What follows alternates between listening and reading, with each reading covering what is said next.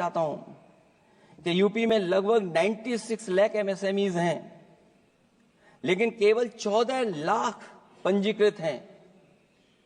पूरे देश में 6 करोड़ हैं। एमएसएमई के विपरीत केवल 1 करोड़ पंजीकृत हैं। अध्यक्ष महोदय, अगर 96 लाख एमएसएमईज हैं केवल यूपी में, 6 करोड़ पूरे देश में हैं और पंजीकृत केवल 14 लाख और 1 करोड़ हैं, तो इसका मतलब यह है कि ज्यादातर एमएसएमई सेक्टर को सरकारी योजनाओं का कोई लाभ नहीं पहुंच पा रहा है। मुझे उम्मीद है कि एमएसएमई को लाभ पहुंचाने के लिए सरकार जागरूक होगी और अपनी डबल इंजन सरकारें जहां जहां चल रही हैं उनको जगाने का भी काम करेंगे। अध्यक्ष महोदय, एक समय ऐसा भी था जब लोग बजट के आने पर खुश होते थे, क्योंकि बजट नई उम्मीद जगाता था, देश और जनता को आगे की ओर ले जाता था। लेकिन भाजपा सरकार के बजट में न देश के विकास के लिए कुछ होता है, न जनता की तरक्की के लिए। बजट मायूसी लेकर नहीं आना चाहिए। बजट देश का आर्थिक मानचित्र होता है। वो दर्शाता है कि किस तरह पूरे देश का संतुलित, मतलब हर राज्य का बराबर विकास हो, और जो भी राज्य या क्षेत्र भौगोलिक, शैक्षिक, सामाजिक, राजनीतिक कारणों से पिछड़ गया है, उसके लिए कैसे प्रावधान किए जाएं जो वो भी मुख्य धारा से जुड़ सके। वर्तमान में बैलेंस डेवलपमेंट की नीति पिछड़ती जा रही है। मैंने कई मौकों पर कहा है और आज फिर दोहरा रहा हूं कि अध्यक्ष महोदय, सच्चा विकास वही होता है जो भेदभाव मिटाता है।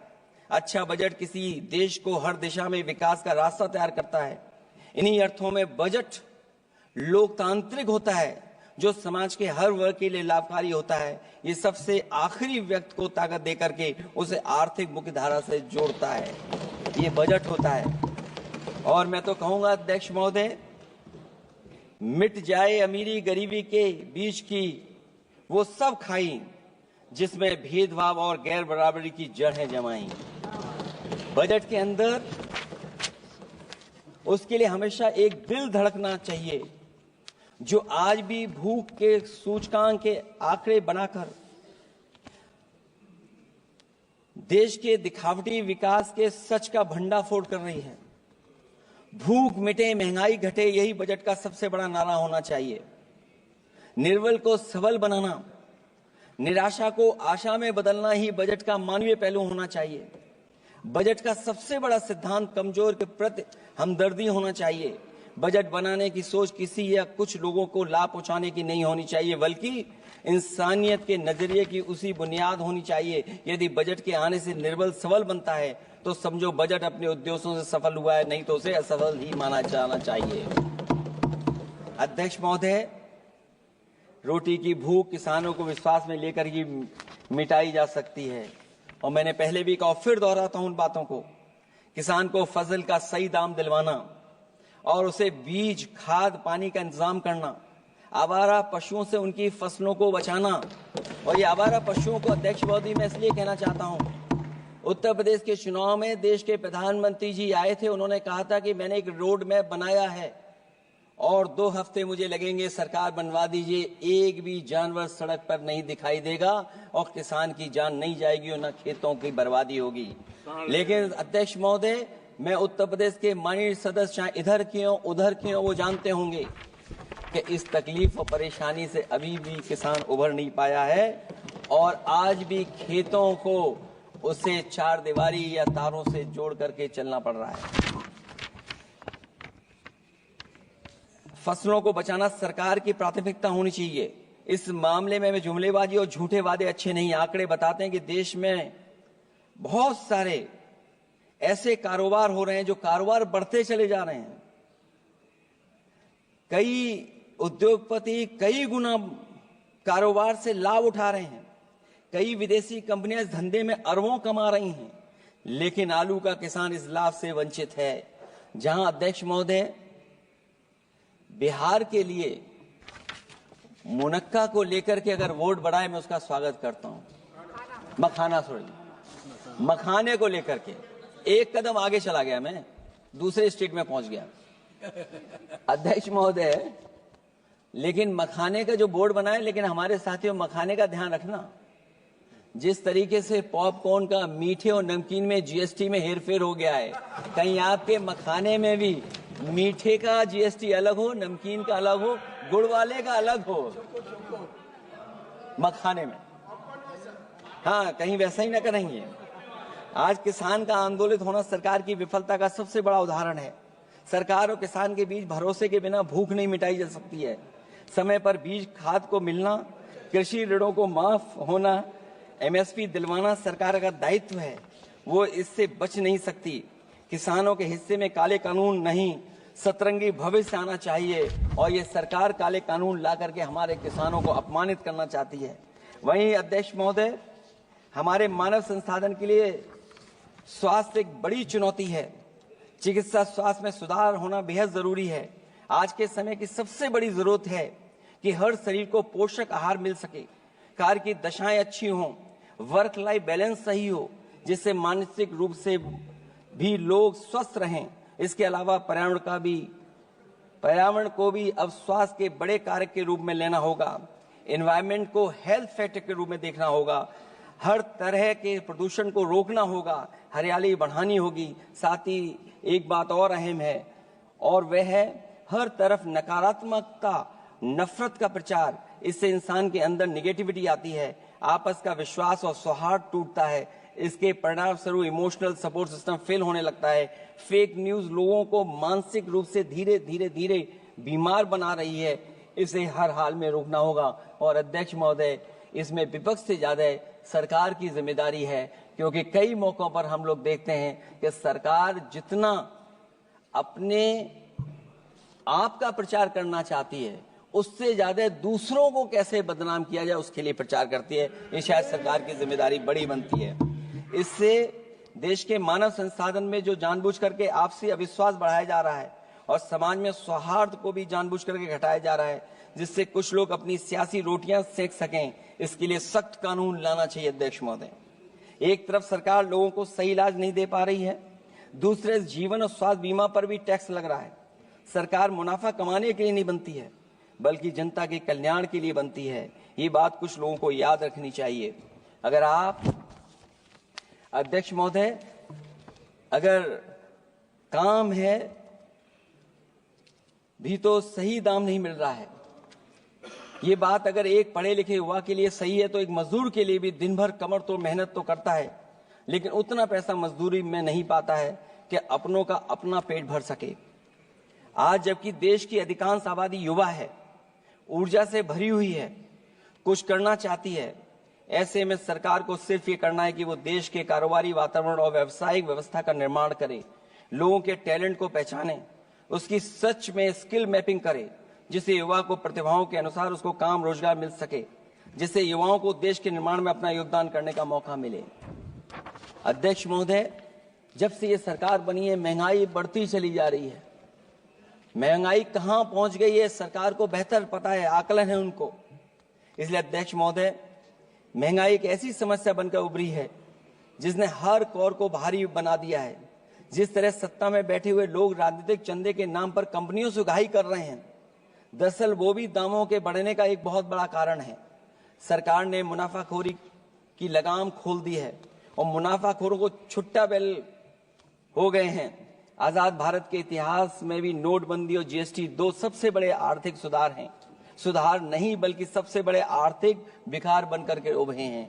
और अध्यक्ष महोदय, मैं याद दिलाना चाहता हूं, नोटबंदी के समय पर बैंक की लाइन में एक मां लगी थी गर्भवती, जो बच्चा जन्म लिया उसका नाम हम लोगों ने खजांची रखा है। अब वो काफी बड़ा हो गया है, साइकिल भी चला लेता है। अध्यक्ष महोदय, मैं कहूंगा सरकार से कम उसको ही गोद ले लें आप। अध्यक्ष महोदय, मैं चाहूंगा कि आप उसको गोद ले लीजिए। नाम जब आप गोद ले लेंगे तो नाम भी आप अपने हिसाब से रख पाएंगे। किसी भी आर्थिक सुधार का लक्ष्य होता है कि आर्थिक गतिविधियां सुचारू रूप से चल सकें और आसान होंगे, जिससे अर्थव्यवस्था दिन दूनी रात चौगुनी तरक्की करे। लेकिन इन सुधारों के आने के बाद से अर्थव्यवस्था की गति कछुआ की चाल जैसी हो गई है, जिसकी प्रमाण है कंपनियों की ग्रोथ का काम होना, उनकी बिक्री का घट जाना, यहां तक कि फास्ट मूविंग कंज्यूमर गुड्स भी 2% से ज्यादा आगे नहीं बढ़ पा रहा है। इसका सीधा मतलब यह है कि लोगों के पास पैसों की किल्लत हो गई है और वो रोजमर्रा की जरूरत तक खर्च नहीं करना चाहते हैं। ऐसे में उनकी बचत कहां से होगी, और जब बचत नहीं होगी तो लोग क्या तो खाएंगे और क्या बाजार में लगाएंगे। लोगों में भविष्य को लेकर कितनी अनिश्चितता और चिंता है कि वो अपने जमा पैसे अपने पास ही रखना चाहते हैं। इसलिए व्यापार में बढ़ोतरी नहीं हो पा रही है, बैंकों में भारी किल्लत है, पूंजी का निर्माण नहीं हो पा रहा है और लोग निवेश के लिए आगे नहीं आ रहे हैं। और इसलिए मैं अध्यक्ष महोदय कहना चाहता हूं कि उत्तर प्रदेश सरकार ने एक बहुत बड़ा आयोजन किया था, इन्वेस्टमेंट मीट, 40 लाख करोड़ का एमओयू हुआ। मैं अध्यक्ष महोदय आपके माध्यम से जानना चाहता हूं सरकार से, अध्यक्ष महोदय मैं आपके माध्यम से सरकार से जानना चाहता हूं कि जो अपने आप को डबल इंजन की सरकार कह रहे हैं, वो उत्तर प्रदेश के इन्वेस्टमेंट के लिए क्या सहयोग कर रहे हैं। ये दुर्भाग्यपूर्ण है कि आत्मनिर्भरता की बात करते हुए भी हमारा शेयर बाजार विदेशी निवेशकों पर निर्भर करने लगा है। जब वो पैसे लगा देते हैं तो शेयर बाजार में उछाल आ जाता है, नहीं तो उसे धड़ाम होते देर नहीं लगती है और एक एक दिन में हमारे निवेशकों का लाखों करोड़ों का नुकसान हो जाता है। इसका एक बड़ा शिकार हमारी युवा पीढ़ी भी हो रही है, जो देखा देखी में पैसे तो लगा देती है लेकिन शेयर की खरीद फरोख्त से पैसा कमाने वाले बिचौलियों की गहरी चाल को समझ नहीं पाती है। ये खेल बंद होना चाहिए और जिम्मेदारी सरकार की बनती है कि खेल ये बंद हो। सेबी को अपना काम निष्पक्ष करना चाहिए और अर्थव्यवस्था की निगरानी व्यवस्था सच्ची नीयत के साथ सजग और सचेत होनी चाहिए। इनसिक्योरिटी सिक्योरिटी मार्केट से बाहर होनी चाहिए। अध्यक्ष महोदय, आज जिस तरह विदेशी निवेशक धीरे धीरे भारतीय बाजार से अपना पैसा बाहर निकाल रहे हैं, वो दर्शाता है कि हमारी अर्थव्यवस्था से अब उनका भरोसा उठ गया है। उन्हें दूसरे देशों से अधिक लाभ कमाने की उम्मीद है, इसलिए वो अपना पैसा यहां से निकालकर दूसरे देशों में लगा रहे हैं और हमारा शेयर मार्केट उनकी वजह से हिचकोले खा रहा है। अध्यक्ष महोदय मैं अपने बात को ज्यादा बड़ा लिख दिया मैं, क्योंकि अध्यक्ष महोदय बजट 4 इंजन का था इसलिए बड़ा लिख करके लाए, कोई बात छूटे ना, क्योंकि सरकार तक वो बात पहुंच जाए। नहीं, क्योंकि अध्यक्ष महोदय अगर 11वां बजट हो 4 इंजन लगाने पड़े तो कहां विकसित भारत बन रहा है। जीएसटी को भ्रष्टाचार से मुक्त करना होगा, व्यापारियों के प्रति विश्वास जताना होगा। यदि टैक्स की व्यवस्था और दर सही होगी तो सब आसानी से टैक्स भर देंगे। हाई टैक्स रेट दरअसल भ्रष्टाचार को बढ़ावा देती है, इससे राजस्व की हानि होती है। सच में लोग काम कारोबार करना चाहते हैं, कर की चोरी नहीं करना चाहते हैं। इसलिए टैक्स की रेट को तार्किक बनाना और टैक्स सिस्टम को इजी करने की से ही अर्थव्यवस्था में गति आएगी।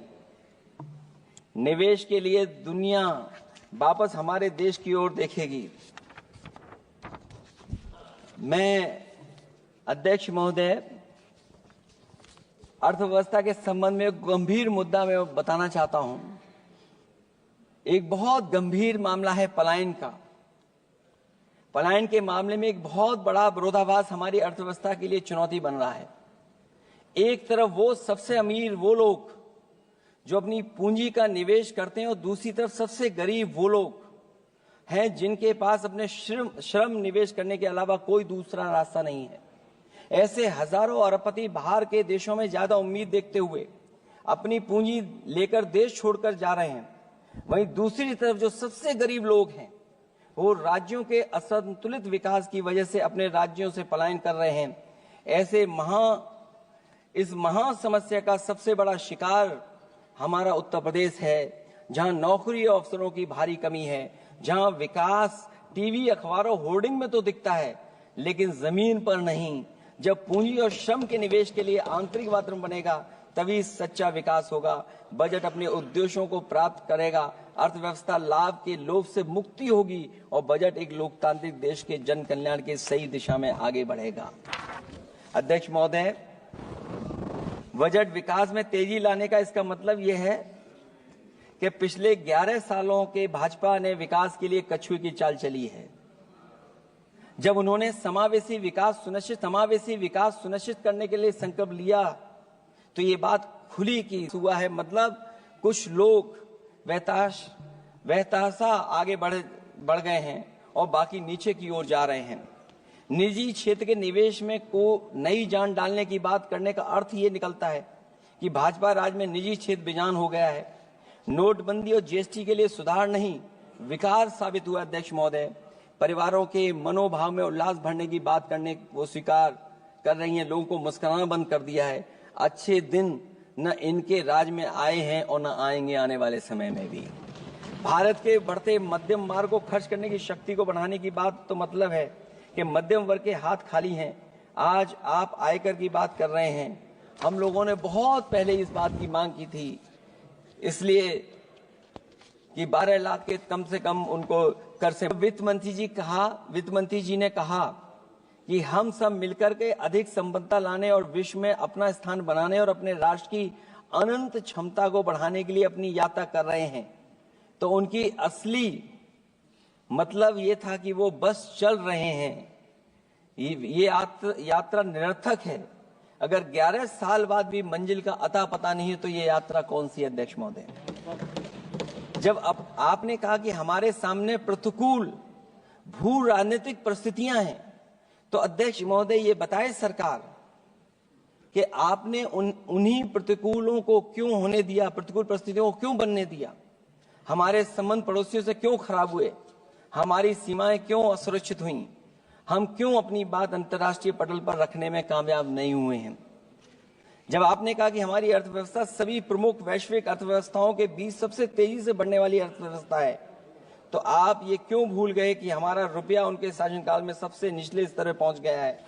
सबका विकास का आपका नारा सबका विनाश में कैसे बदल गया है? क्योंकि जब रुपया नीचे जाएगा तो विनाश का ही रास्ता खोलेगा। बड़े से लेकर छोटे उद्योग धंधे दुकानदारी सब चौपट क्यों हो गए हैं? मेक इन इंडिया, मुद्रा योजना, स्किल इंडिया, ये सब नाकामी की किताब के चैप्टर कैसे बन गए? वहां सवाल ये कि कैसे व्यापार कारोबार केवल कुछ लोगों के हाथ में ही सिमट गया और बाकी सबका काम धाम क्यों मिट गया? अध्यक्ष महोदय, हम भी मानते हैं कि कोई देश केवल उसकी मिट्टी से नहीं है, बल्कि देश उसके लोगों से है। लेकिन आप लोग ये बात सिर्फ कहते हैं, करते नहीं हैं। जनता आपके लिए बस नारे का विषय है। आप कहती हैं कि हमारे लिए विकसित भारत में शामिल हैं गरीबी से मुक्ति, 100% अच्छे स्तर की स्कूली शिक्षा, बेहतरीन सस्ती और सर्वसुलभ स्वास्थ्य सेवाओं तक पहुंच, 100% कुशल कामगार के साथ सार्थक रोजगार, आर्थिक गतिविधियों से 70% महिलाएं और देश को food basket of the world बनाने वाले किसान। अगर ये आपका लक्ष्य है, पर क्या आपके राज्य में अमीरी गरीबी की खाई नहीं बढ़ी? भूख के इंडेक्स में हम कहां जा पहुंचे हैं? स्कूली शिक्षा का बजट कम नहीं हुआ, स्वास्थ्य सेवाएं महंगी नहीं हुई, यहां तक कि अपने स्वास्थ्य बीमा पर भी टैक्स लगा दिया है। आपने योग्य लोगों को बेरोजगारी के अंधेरे में धकेला और आपके बड़े बड़े नेताओं ने तो यहां तक कह दिया कि कमी नौकरी की नहीं है, योग्यता की है। अपनी युवा पीढ़ी को हताश निराश करने का पाप आप लोगों ने किया है। कुशल कारीगर के नाम पर आपने युवाओं को डिलीवरी पर्सन बनाकर छोड़ दिया है। आपके राज्य में महिलाओं के खिलाफ अपराध के आंकड़े बढ़े हैं। ऐसे असुरक्षित माहौल में आप कैसे आर्थिक गतिविधियों में उनकी भागीदारी की बात कर सकते हैं? आपके मंत्रिमंडल में ही कितनी भागीदारी है, ये आपसे अच्छा और कौन जानता होगा। रही बात